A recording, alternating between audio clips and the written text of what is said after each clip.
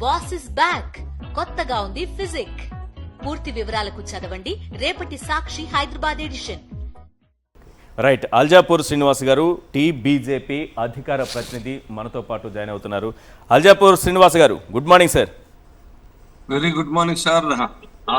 అమర్ గారికి నమస్కారం, చాలా రోజుల తర్వాత. నమస్తే నమస్తే సార్. ఏంటి కార్లో ఉన్నారు, మహారాష్ట్రకి ఏమైనా ప్రయాణం మొదలు పెట్టారా ఏంటి? లేదు సార్, వేరే స్టూడియోకి వెళ్తున్నాను.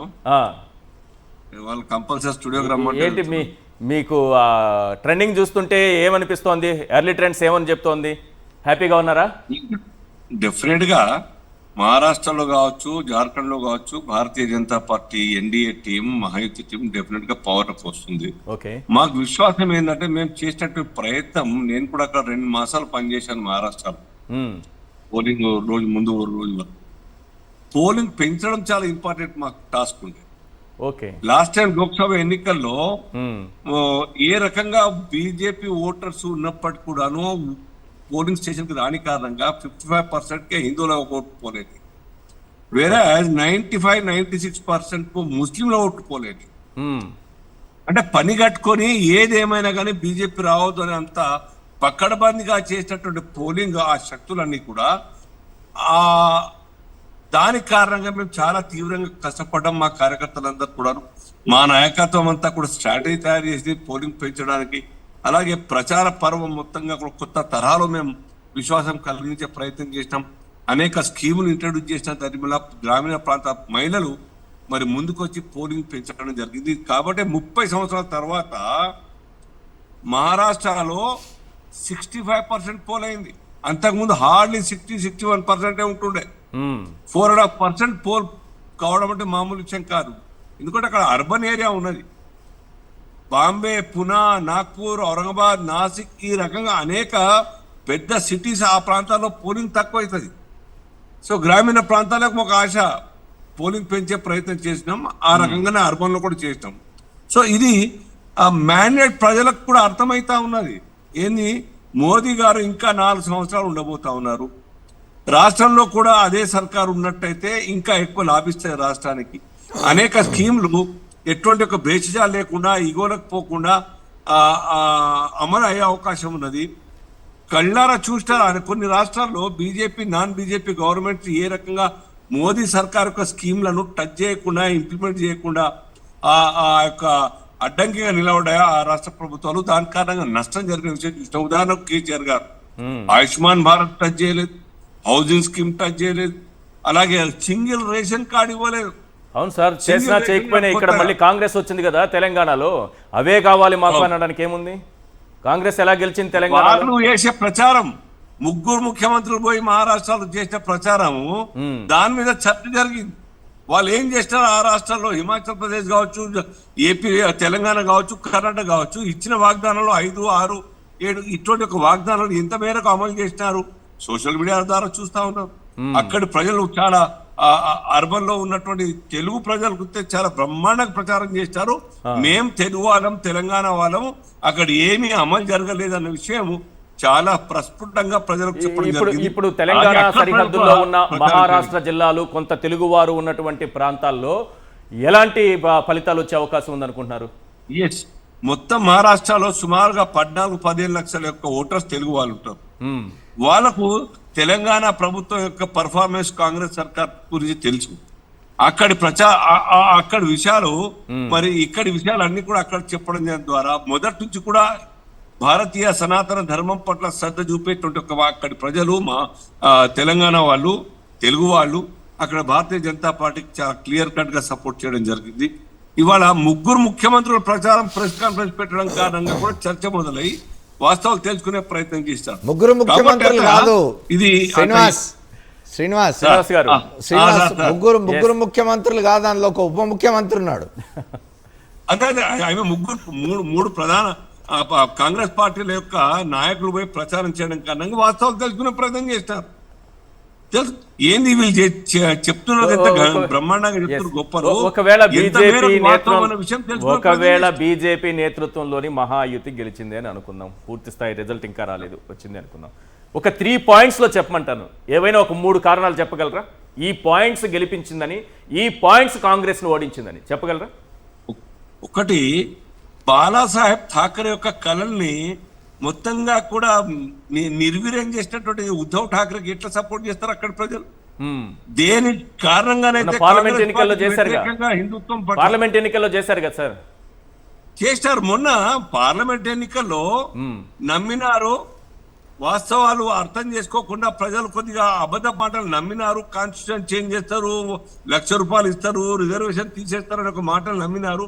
అవన్నీ కూడా ఆ నీటి బుడగలే అని చెప్పేసి ప్రజలకు అర్థమైపోయింది. దాని తర్వాత హిందుత్వం పట్ల బాల్ ఠాకరే యొక్క కళల్ని నిర్వీర్యం చేసినటువంటి ఉద్ధవ్ ఠాకరేకి మొన్న నమ్మినారు కావచ్చు కాక, కానీ తర్వాత మా ప్రచారం బాల్ ఠాకరే యొక్క మాటలు, నేను ప్రాణం ఉన్నంత వరకు కాంగ్రెస్ ఏ కోసం దరచేరనివ్వను, ఆ పరిస్థితి వస్తే గనక నా పార్టీని శివసేన రద్దు చేసుకుంటా అని చెప్పినారు. ఆ విషయాల ప్రజలకు అర్థమవుతా ఉంది. అసలనే హిందుత్వం ఎవరు? కాంగ్రెస్ పార్టీతో చేతులు కలిపి వారి యొక్క స్పిరిట్ ని దెబ్బతీసింది ఎవరు? హిందుత్వం యొక్క తలమానికంగా ఉన్నటువంటి శివసేన యొక్క స్పిరిట్ ని దెబ్బతీసింది ఎవరు? అధికారం కోసమే కదా మీరు చేసింది. ఏమి ఇప్పుడు మీకు ముఖ్యమంత్రి అనౌన్స్ చేయలేదు కదా క్యాండిడేట్ గా? మేమైతే ముఖ్యమంత్రి చేస్తాం కదా, మాకు ఎక్కువ సీట్లు ఉన్నా మీకు ఇచ్చినాం కదా. మీరేం చేస్తారు? జస్ట్ బికాస్ ఆఫ్ పవర్ ఇక మీరు కాంగ్రెస్ తో చేతులు కలుపుతారు. ఇది ఎక్కడ ఉంటారా? మాకు 100 పైన ఉన్న సీట్లు అయినా మీకు ఇవ్వనికి సిద్ధమైనా మీరు అధికారంలోకి వచ్చినారు మా సపోర్ట్ కారణంగా ముఖ్యమంత్రి అయ్యి. ఇవాళ కాంగ్రెస్ కానీ ఎన్సీపీ శరద్ పవార్ కానీ మిమ్మల్ని ఒప్పుకోలేదు కదా. సో ఈ యొక్క మాట ప్రజలకు పోయింది. రెండోది మా లాడ్లీ పైన మహిళలకు అట్రాక్ట్ అయింది. మా యొక్క నెలకు ₹1,500 ఇచ్చేటువంటి స్కీమ్ అయితే ఇంట్రడ్యూస్ చేసినామో, 5 మాసాల యొక్క ఆ యొక్క డబ్బులు మేము ఇవ్వగలిగినామో, ఇది చేసే సర్కార్ది, పనిచేసే సర్కార్. కాంగ్రెస్ వస్తే ఇస్తుందో లేదో తెలియదు. ఆల్రెడీ ఆ రాష్ట్రాల్లో మీరైనా 2,100 ఇస్తారా గెలిచాక? మీరైనా 2,100? మేము ₹2,100 ఇవ్వబోతున్నాం. 1500 పరిమితం కావట్లేదు. శ్రీనివాస్ మీరు చెప్తున్నారు మేము మాటకు మీద నిలబడి ఉంటాము, రేపు 1,500 2100 చేస్తామని చెప్తున్నారు మహారాష్ట్రలో. కానీ మరి మీరు పార్ట్నర్స్గా ఉన్న ఆంధ్రప్రదేశ్లో అన్నిటికీ వెనక్కిపోతున్నారు కదా. సరే, మా మెయిన్ రోల్ నిరుద్యోగ వృత్తి లేదని చెప్పేసినారు. అవును, నిన్ననే వాలంటరీ వ్యవస్థకు 5,000 నుంచి 10,000 చేస్తామనేది మొత్తంగానే మంగళం పాడినారు. ఆంధ్రప్రదేశ్ లో మీరు భాగస్వాములుగా ఉన్నారు. అక్కడ చాలా చిన్న పార్ట్నర్లే మేము. అక్కడ చాలా 6 మాత్రమే ఎమ్మెల్యేలు. అక్కడ భారతీయ జనతా పార్టీ ఎంత తెలివిగా తప్పించుకుంటున్నారు చూడండి. తెలుగు తప్పించుకోవడమే సార్. మీరు పెద్ద పార్టీనే కదా, మీరు పెద్ద పార్టీనే కదా. అవే వైసీపీ కావచ్చు, కాంగ్రెస్ దూరం పెట్టడానికి నాన్ వైసీపీ ఫోర్సెస్ ని మేము సపోర్ట్ చేయడానికి వారు వచ్చినారు. మేము కూడా అందిపుచ్చుకునే పరిస్థితిలో ఉంటాం కాబట్టి మేము ముందుకు వచ్చినాం. మాకు మొదటి నుంచి కూడా అంతకుముందు జనసేన కావచ్చు, చంద్రబాబు నాయుడు గారు కలిసి పనిచేసినటువంటి ఒక సర్కార్ నడిపిన అనుభవం ఉండింది. సో అయినా ఒక పెద్ద మనసుతోని మాకు నష్టమైన కష్టమైన ముందుకు కలిసి సాగుదామనే ఉద్దేశంతో మాకు 2 సార్లు ఇబ్బంది పెట్టినా కానీ మేము ముందుకు వచ్చినాం. మా పెద్ద హృదయం. అక్కడ ప్రజలు మమ్మల్ని కూడా అర్థం చేసుకుంటారు. చంద్రబాబు నాయుడు గారు కనుక ఇంప్లిమెంట్ చేయనట్టయితే నష్టపోయేది చంద్రబాబు నాయుడు గారే, మేం కాదు. మేము మా లక్ష్యం అంతా ఇంకా ముందుకు పోవాలనే లక్ష్యం ఉన్నది. వారిని సపోర్ట్ చేసి నిలబెట్టాలని కాదు కదా. మేము కూడా అక్కడ ఎదగాలి. కాబట్టి ఏదో ఒక క్వశ్చన్ అక్కడ పవర్ లో ఉండాలి, పవర్ షేర్ చేయాలి, ప్రజల యొక్క అభిమానం పొందాలి. రాబోయే కాలంలో రేపు మళ్ళీ ఏక్నాథ్ షిండే ముఖ్యమంత్రి అయ్యారనుకోండి, ఆయన చేయకపోతే బాధ్యత బీజేపీ వహిస్తుందా, లేకపోతే ఆ పార్టీని శివసేన షిండే వర్గం పార్టీ బాధ్యత వహిస్తుందా? షిండే గారు అవుతారా, బీజేపీ నుంచి అవుతారా అయ్యారనుకుందాం. జస్ట్ మనం అనుకుందాం, ఒక మాట అనుకుందాం. ఒకవేళ ఇంప్లిమెంట్ చేయలేదు, ఎవరిది బాధ్యత? బీజేపీదా? కామన్ మినిమం ప్రోగ్రామ్ రాసుకున్న ప్రకారంగా మరి అదే కదా. ఏపీలో సార్ ఒక మంచి పాయింట్ లేవనెత్తారు కదా. ఏపీలో కూడా అదే కదా జరిగింది. కూటమికి సంబంధించినటువంటి మేనిఫెస్టో రూపంలో కూడా రిలీజ్ చేశారు కదా. ఆ రోజు బీజేపీ నాయకులు కూడా మేనిఫెస్టో రిలీజ్ కి వచ్చారు కదా. ముట్టుకోలేదు, అది ఓకే, అలా దోసేశారు. ఏపీలో మా చిన్న రోల్ సార్, కానీ ఇక్కడ మమ్మల్ని కాదని శివసేన షిండే వర్గం అటువంటి నిర్ణయాలు తీసుకుంటుందా? మా 100 పైన సీటు గెలిచేటువంటి ఒక మా పార్టీ ఓకే బిలో 100 ఉండేటువంటి ఒక బిలో 70 ఉండేటువంటి ఒక పార్టీ షిండే వర్గం ఆ రకంగా చేయగలుగుతారా? ధైర్యం చేస్తారా? కాదు. అట్లా చేస్తే ఒక్క నిమిషం కూడా ఉండరు కదా వాళ్ళు. రైట్. జార్ఖండ్ గురించి ఏం చెప్తారు చెప్పండి. జార్ఖండ్ చాలా ప్రయత్నం చేస్తాం మేము. మ్మ్. ఎట్టి పరిస్థితుల్లో జార్ఖండ్ లో రాజకీయ మార్పు తీసుకురావాలి. ఈ అవినీతి కుటుంబం ఏదైతే ఉన్నదో, సోరెన్ కుటుంబం ఏ కోశాన కూడా ఇంకా ఎక్కువ కాలం ఉండకూడదు అనే లక్ష్యంతో మేము పనిచేస్తాం. బంగ్లాదేశ్ ఇన్ఫిల్ట్రేటర్స్ గురించి మేము అవేర్నెస్ తీసుకొచ్చినాం.